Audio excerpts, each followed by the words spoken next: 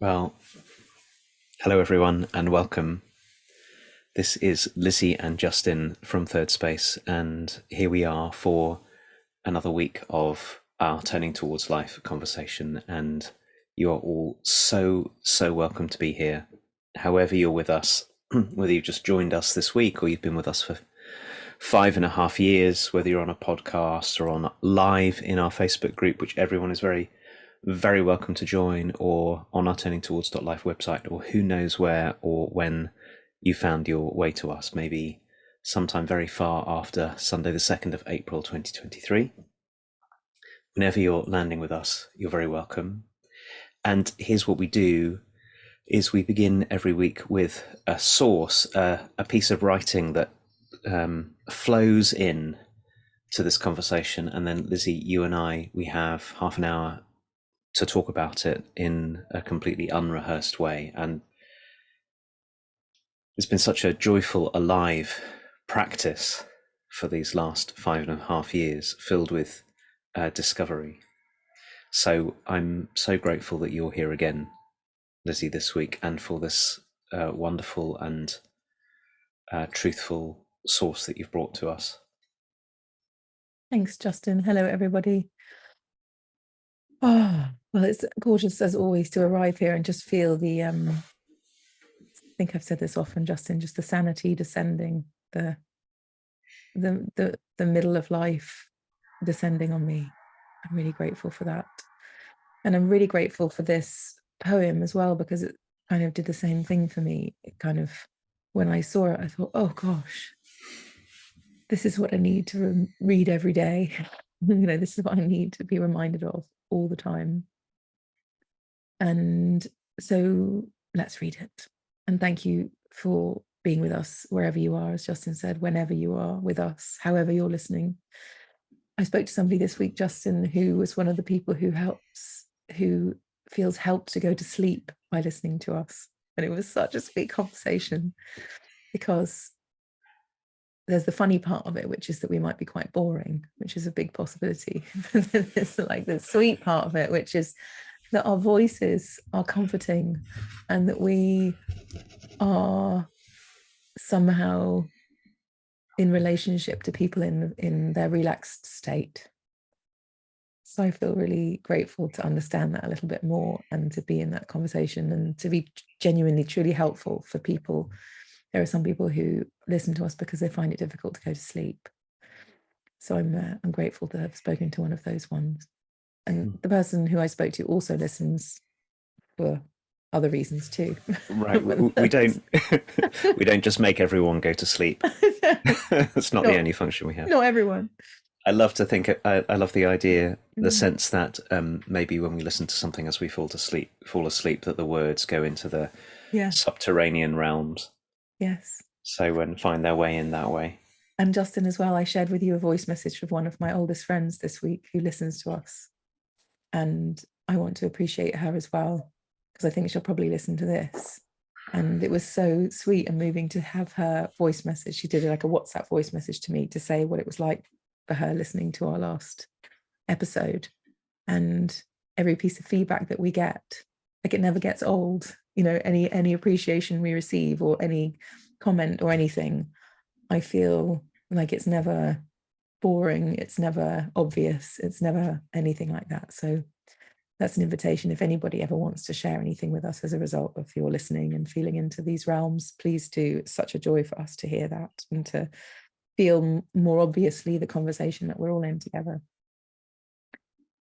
Okay, so here we go. This is We Have Not Long to Love by Tennessee Williams. We have not long to love. Light does not stay. The tender things are those we fold away.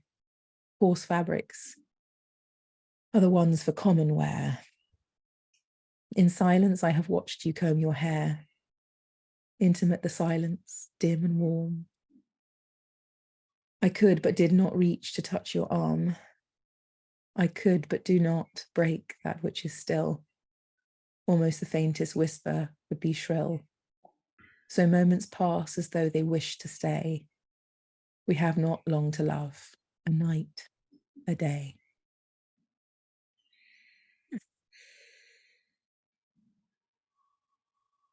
Thank you, Lizzie. I'm mindful that when we started doing this conversation, we would often invite everyone to pause. And maybe that's the thing to do. It's what I'm doing before I read this. And if you're listening and you're awake, just to maybe pause what you're doing and take a breath, and then let Tennessee Williams' words reach you. We have not long to love. Light does not stay. The tender things are those we fold away. Coarse fabrics are the ones for common wear. In silence, I have watched you comb your hair. Intimate the silence, dim and warm. I could but did not reach to touch your arm. I could but do not break that which is still. Almost the faintest whisper would be shrill. So moments pass as though they wished to stay. We have not long to love, a night, a day.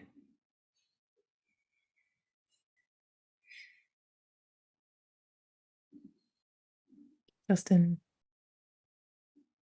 thank you for having us pause a moment to let it in as well. So this whole line that you just said yourself, like, can we just let this reach us? I feel like that's what this whole poem is about, really. So for me, it's this beautiful call to the truth that so much is passing us by, and we have not long to love. And I often get this feeling, Justin, with those people that I really love, that there is never going to be enough time. Like time is never going to be enough to satisfy me. So I feel this all the time, this that we haven't got long. But that doesn't mean that I'm just having that thought doesn't make me immune from taking things for granted and getting cross about things that I don't really need to get cross about. You know, it's so easy for me to lose this perspective. And so I feel like this poem it's a framer, if you know what I mean. I feel like I need to plaster it down my fridge or something so that but then maybe that would become too ordinary because it would be there all the time. But just to have this reminder that almost in any situation where I'm being impatient or I'm anxious or I'm worried, or, you know, some of these things are necessary, but a lot of the time in my life, it's a little bit wasted. You know, it's like a wasted something that I'm up to. Like, I don't really need to think about that thing again. I don't really need to get worked up about, I don't know, some domestic something. And somehow this reminder about love seems to right size everything or give it some perspective that I haven't, bless you, I haven't, some perspective that I've lost momentarily or for days or weeks, maybe on end. But actually, I can't say weeks on end because at least we have this every week, the very least. And of course, there's other practices and reflections and conversations and community that I'm in, thankfully, that remind me of this a lot. But just to have this around and to have this find me feels very precious and very important and very perspective giving and very right sizing many, many things.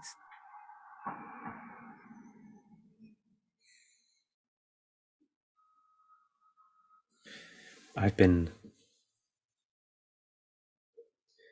considering a lot over the last week or so, and maybe in some way spurred by our conversation last week, Lizzie, how we humans orient to truth.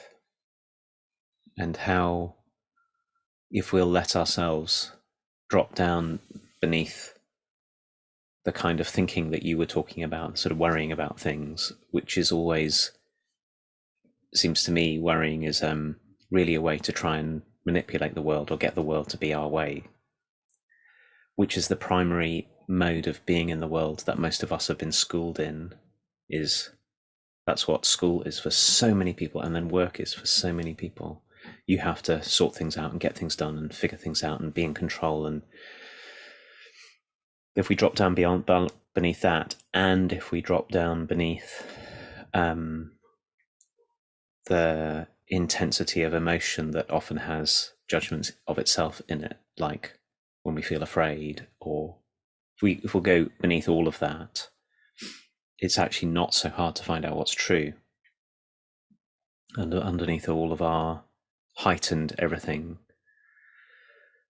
but it takes courage to do that, because we have to do a lot of letting go of patterns that keep us away from what's true. And that Tennessee Williams is writing into that place. That to begin with something that we know to be true, even if we'll spend all of our time denying it, that we don't have long for anything, and we certainly don't have long for love, and that nothing stays. It's hard when we're caught up, certainly for me, when I'm caught up in overthinking, which is a very, very easy thing for me to do, or overfeeling, like overinflating things bigger than they need to be to get to this, to really look. So I'm glad we're in this conversation, and I'm really glad that Tennessee Williams starts there and doesn't build up to it and just goes straight in.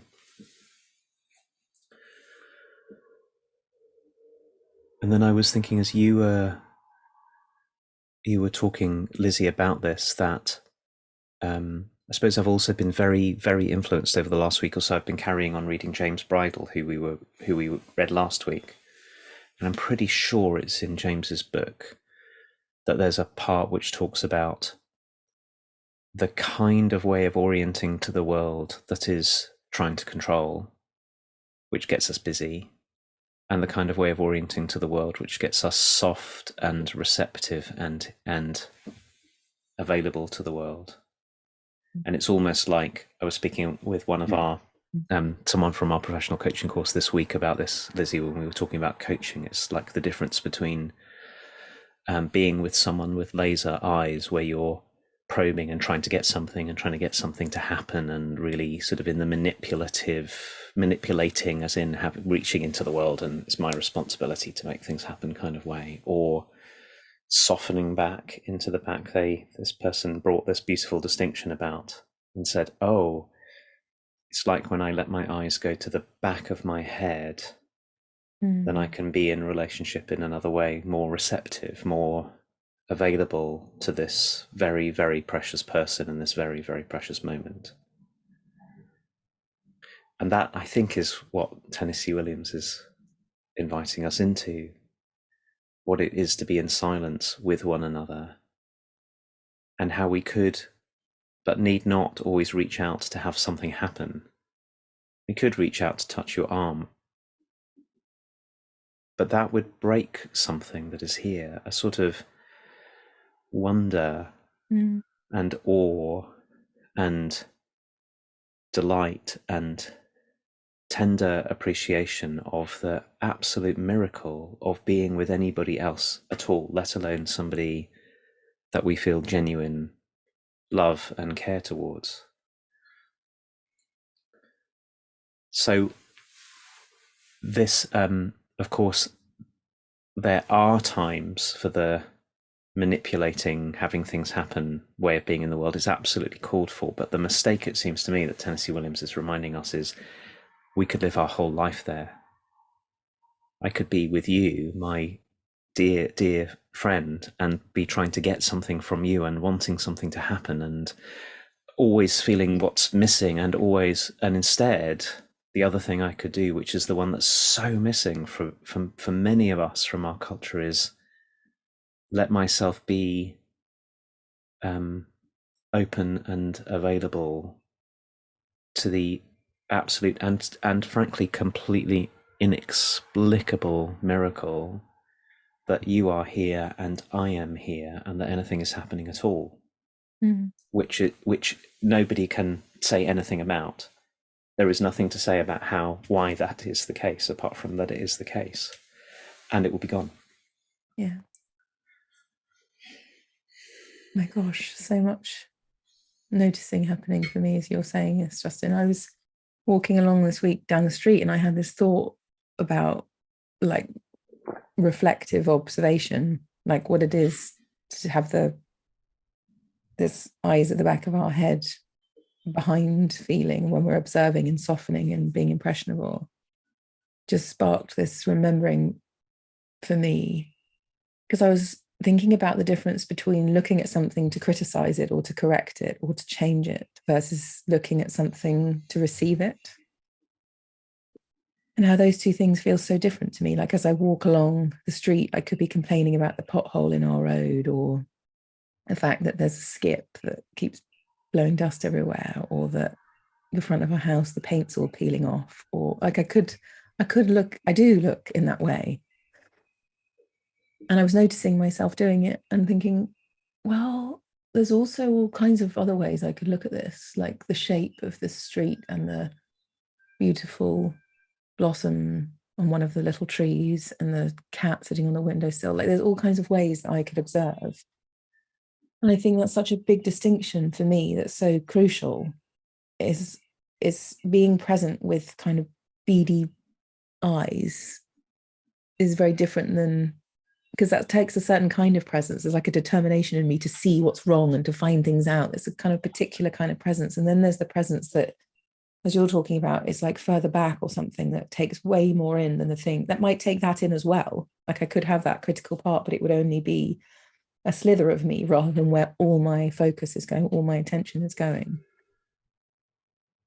And then it leaves my kind of the aperture through which life can get in is very small in that place. But then when I become present in the way that you're suggesting, the aperture becomes huge.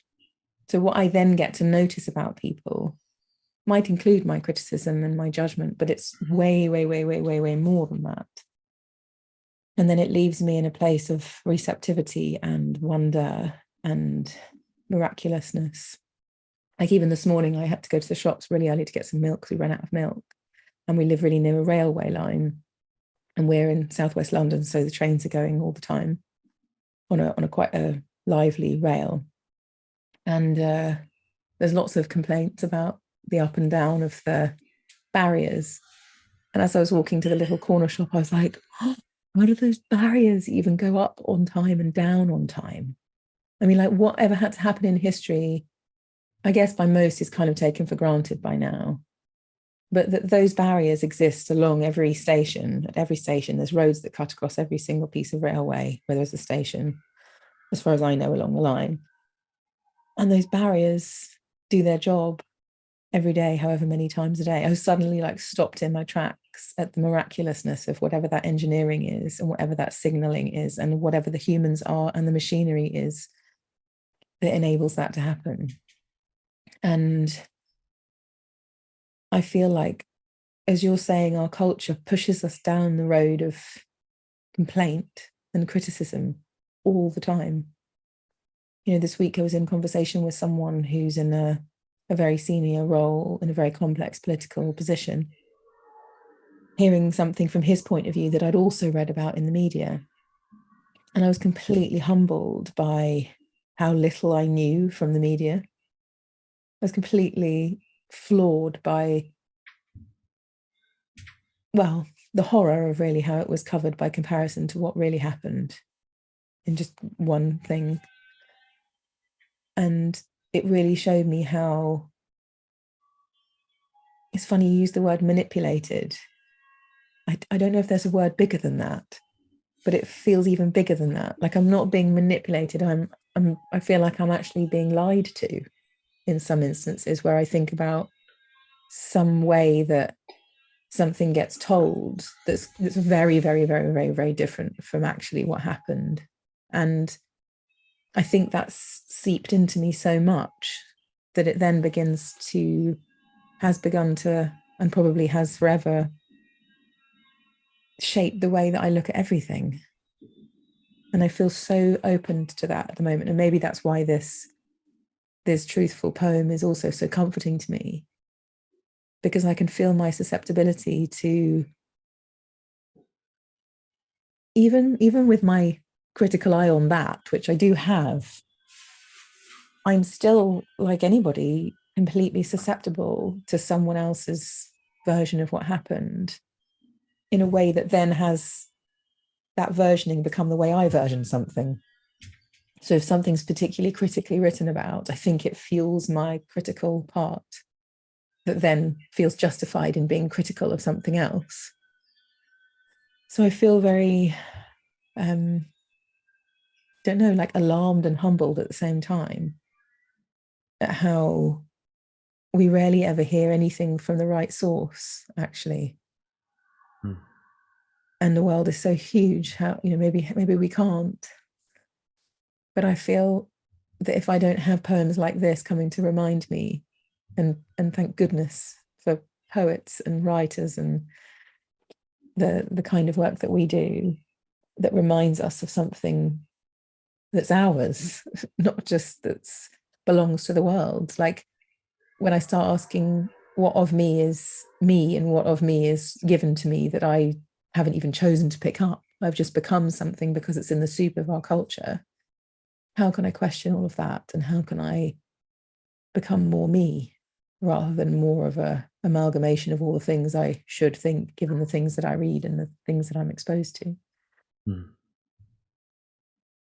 Which is why I think so funny that we began talking about going to sleep, because although it's certainly possible to go to sleep to us talking, and I have often fallen asleep listening to other people's words and then had them come into my dreams weirdly and all of that kind of thing. I think Tennessee Williams is actually saying something that is really meant to wake us up very fiercely and very strongly, because that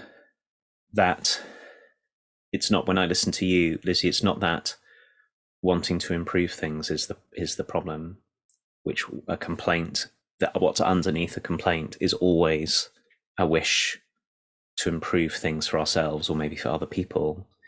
It's the way in which we have taken to be what we've taken, what it is to be a human, or many of us have taken what it is to be human, to be the manipulating one, the one who has to come at the world always with what there is to do. And like we keep on saying, there are many parts of life where that's really, really necessary.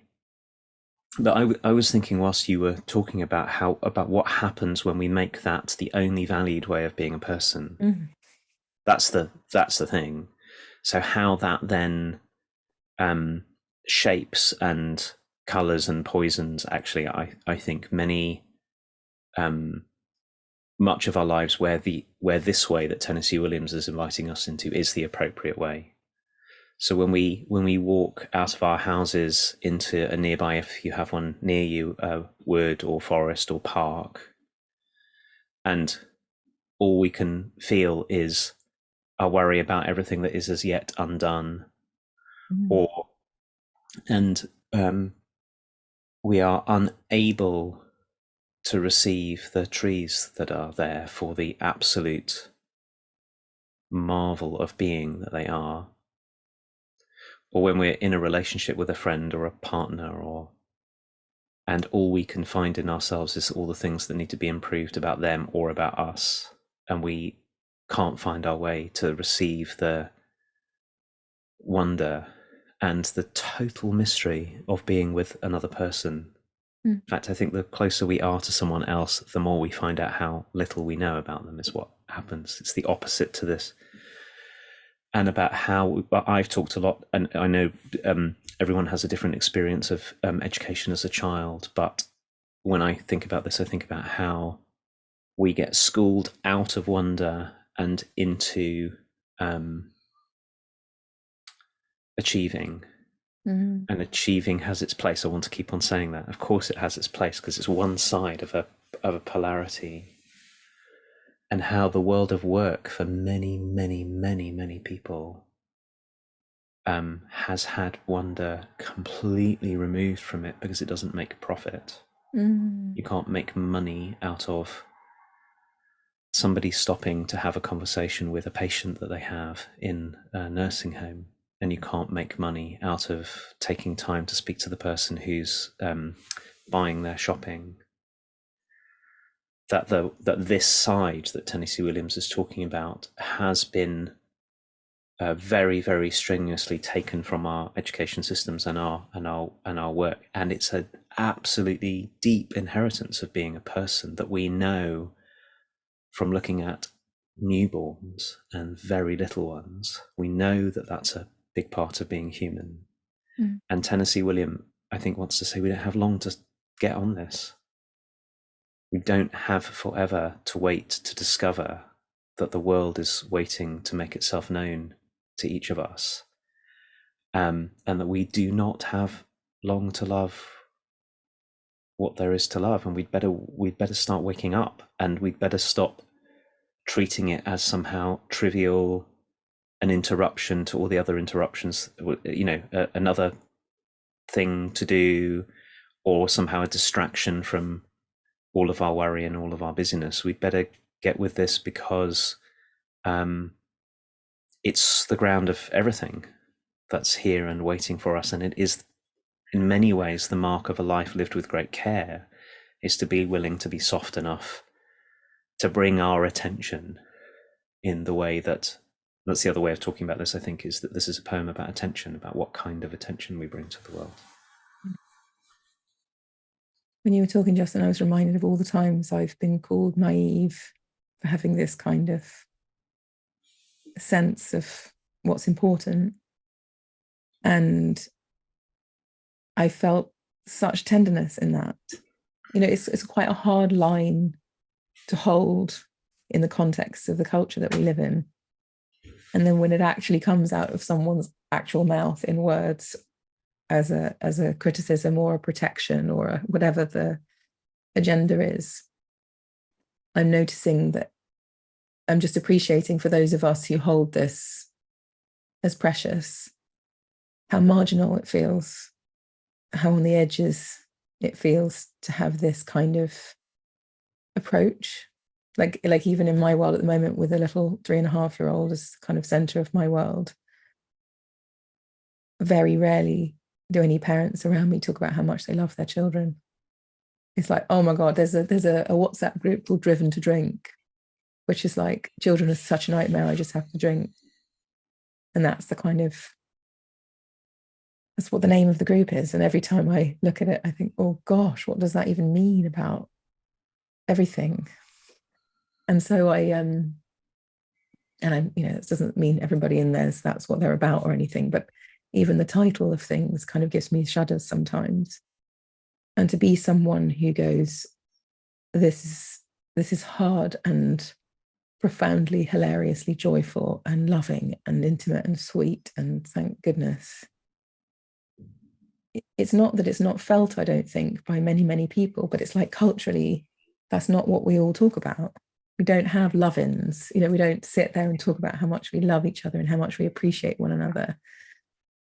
It's like so much, even like seeing that so much connection is built on problem sharing, if you know what I mean, like amplifying issues and problems, and that be the way that we connect to people. Like it seems so tender to connect through what's beautiful or what we can appreciate or what we love. And so I think that's why this poem is really moving to me too, because it does feel like a very marginal voice that's very a tender line to hold when everywhere around me feels like it's filled with complaint and wishing things away. It's like, oh God, I can't wait till this bit's over because then we can get to this bit or something. And so I feel, awakened, but also very tender to be a person who's a bit of an outlier and who isn't as strong as an ox or something. Like, I think that's the irony, is that the softer I become, the more vulnerable I become, there's a strength in that, but there's also a kind of vulnerability in that, because I just have to get stronger in my marginalness. But it doesn't mean to say I can go in anywhere and anybody can say anything they like to me and I'm just fine. I haven't got there yet. You know what I mean? I'm not like a Teflon person who can just stand for the thing I stand for and nobody can mess with me. I get hurt and I get worried and I get vulnerable and all of those things. And so, well, first of all, it makes me really grateful in this moment to be in a conversation where I can be like this and say things like this and love poems like this openly. And thank goodness we're kind of giving everyone else permission to be that way and to do the same, and that we would hold any appreciation of this with love and tenderness, rather than oh, don't be so ridiculous, that's completely naive, you can't approach the world like that. I actually think it's completely excellently radical to approach the world like this. And it feels, as you said, you use the word truth, it feels truthful to me. I'll join you in the naive ones.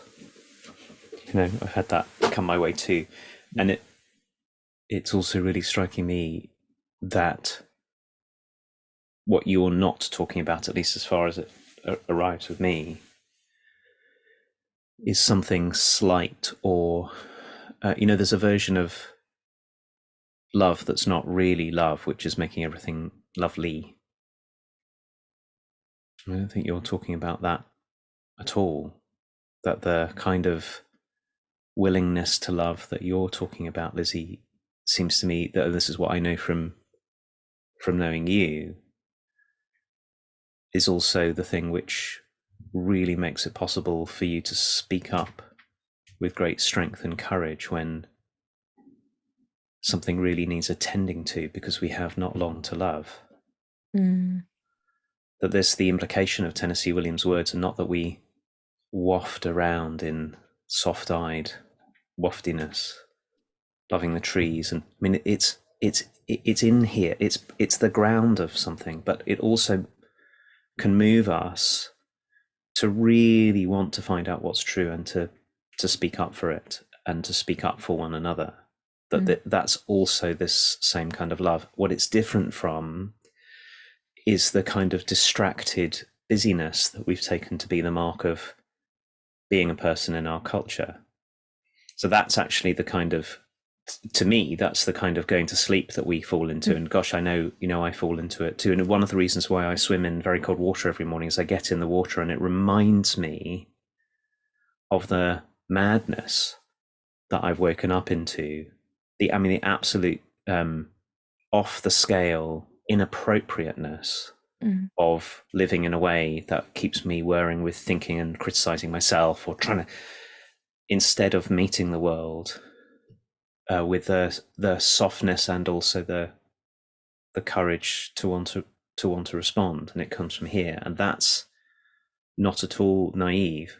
I don't think. I think it's, and one of the reasons why Tennessee Williams is radical here, and I think in one of the very best senses, is that he's reminding us that we have a very, very deep kind of responsibility to take care of the way that we attend to life, that we forget, and also that many of us have played our part in teaching one another the opposite way, that we have to always be in a hurry, and we have to be afraid, of the next frightening thing, and we have to, instead of finding our own bodies, finding our own presence, bringing our attention to one another, opening to the miracle of who and what is here, and then wanting to take care of it. That's my sense of where this conversation takes us. So it actually brings us into kind of at once this eyes back of the head receptivity, and it also brings us into a really deep kind of committedness to life and to the world that's not at all, just let anything happen. Although there are many things that happen that we have to let happen because we have nothing else that is possible in them. That's very, very different from narrowing ourselves into very hyper over-focused kind of grasping that is the thing that takes us away from one another, from our loved ones and from our children and from our neighbours and from our communities, and also from the possibility that we might find with any of our time something that's actually joy rather than effort all the time, which is the thing many of us are being told we have to do in order to survive, and many of us have to do in order to survive because the world is constructed that way and not this way. Somehow, Justin, when you were talking, my attention went to these lines: the tender things are those we fold away, coarse fabrics are the ones for common wear. And I just got really curious about this dynamic in us that saves things, or that holds things, the tender things we put in a cupboard somewhere and we only get out for special occasions or something. And then the coarse fabrics are the ones for common wear, like the everyday things versus the precious things. And I feel like there's all kind of practical ways that I'm up to that kind of thing.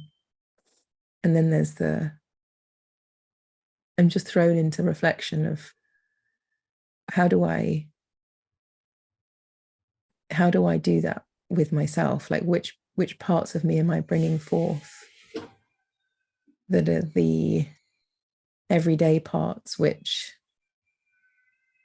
might not be the parts that kind of go with we have not long to love. So I'm left with this wondering about tenderness and my tenderness, and that being like, what if tenderness is a way to meet this not having long to love, rather than defending against the not long to loveness with just wearing my coarse fabrics all the time?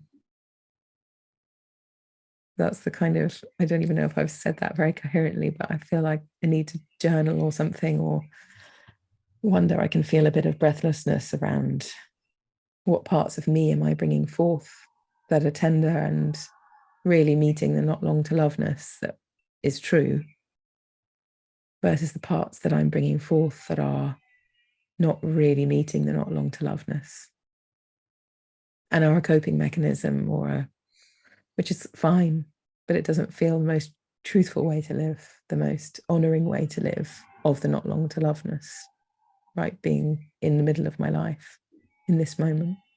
I'm left just with one thought, which is that one of the other consequences of Tennessee Williams' invitation to us is that we might find in the middle of things the hilarity of it all, the joyful craziness of it all. So I want to really respect the name of the WhatsApp group that you talked about, because whoever created it had good reason to call it that. But I'm wondering about what the names for WhatsApp groups that might be born from coming to life this Tennessee Williams way. Driven to what? Or invited to what? So I'm going to muse about that as I head off into my day. Also, I want to appreciate just quickly, Justin, all of the things that might be the things that might drive one to certain things when you have small children. There's also a way of looking at all that with the eyes of not long to love. Yeah. I know I can get completely triggered by all the bath water coming out of the bath and worrying about a flood in the thing and whatever. And there's also a part of me that's right there, not far away, that's appreciative and wishes I could splash all the bath water out of the bath. So I want to acknowledge that as well, that this poem allows all of that to arise as we're here and softening and present. I'm grateful for that too.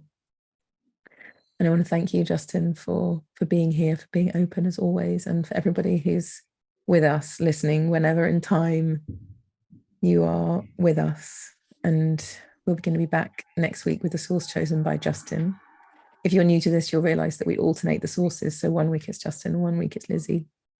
And we're very grateful to have you with us for all of our rotating sources and all of our conversations. So thank you. And we'll see you here next Sunday. Bye, everyone.